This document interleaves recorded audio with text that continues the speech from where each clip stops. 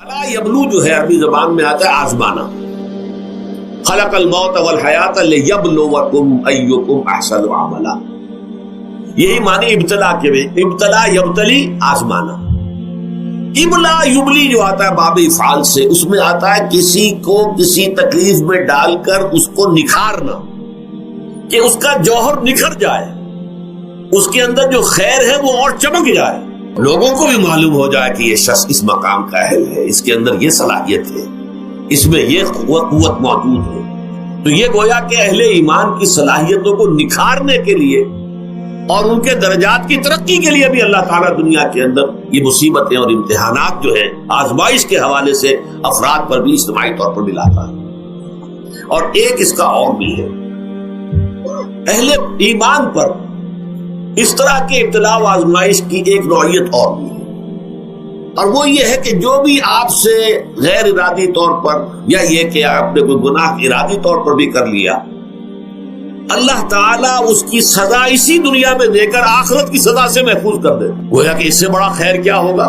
یہاں کی سزا کیا ہے؟ جھیل لی آپ نے، بخار آ گیا، ٹانگ ٹوٹ گئی، چلیے 3 مہینے آپ بستر پر پڑے رہے نا، اور کیا ہوا؟ کچھ نہیں. لیکن یہ کیا آخرت کی سزا ملتی ہے؟ بہت عظیم. لہذا کفارہ بناتا ہے اللہ تعالیٰ جو بھی گناہ ہو گئے ہیں، غلطیاں ہو گئی ہیں، ان کا کفارہ اللہ تعالیٰ بندہ مومن کے لیے. حضور کی ایک حدیث ہے، اس کا متن مجھے اس وقت یاد نہیں ہے، کہ مومن کا معاملہ عجیب ہے. اسے کوئی تکلیف پہنچتی ہے، صبر کرتا ہے، اس کے گناہوں کا کفارہ بن جاتا ہے، اور اگر کوئی خوبی ملتی ہے اس پر اللہ تعالیٰ کا شکر ادا کرتا ہے، اس کے درجات بلند ہو جاتے ہیں. تو یہ معاملہ جو ہے اللہ تعالیٰ کی طرف سے بندہ مومن کے حق میں خیر، کہ در حقیقت اس کے ان گناہوں کی پاداش کہ جو اس نے یہاں کر لیے ہیں، یہی دنیا میں دے کر دھو دیا جائے، پاک کر دیا جائے. جیسے آپ کو معلوم ہے دھوبی جو ہے کپڑے کو بھٹی میں چڑھاتا ہے، گرم پانی میں ڈالتا ہے، نہیں ڈالتا، تاکہ اس کا میل نکلے.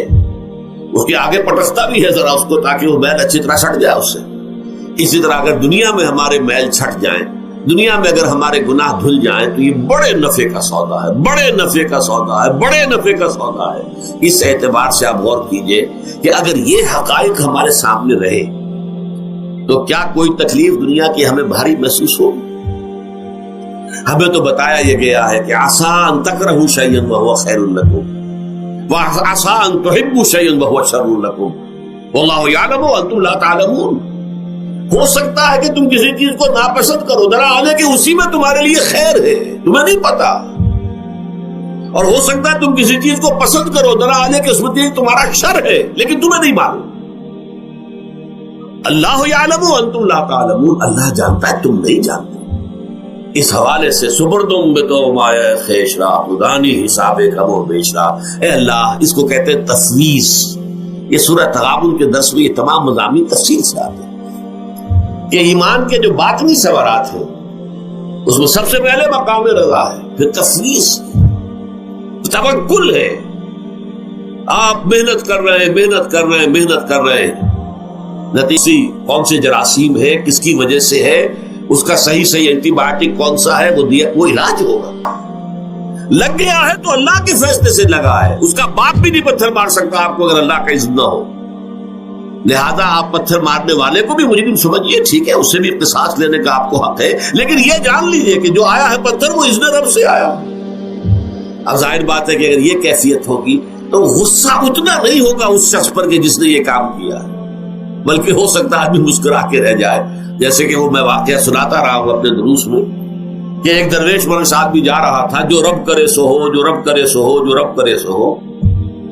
کسی شخص نے پتھر اٹھا کر دے مارا، اس کے سر پہ لگ گیا کہ اس نے پیچھے پلٹ کر دیکھا کس نے مارا. اس نے کہا مجھے کیا دیکھتے ہو، جو رب کرے سو ہو، یہ تو رب کے مارے. اس نے کہا مجھے تو یہ پتھر رب کے مارے ہی لگا ہے، لیکن میں دیکھ یہ رہا تھا بیچ میں کس کا منہ کالا ہو گیا.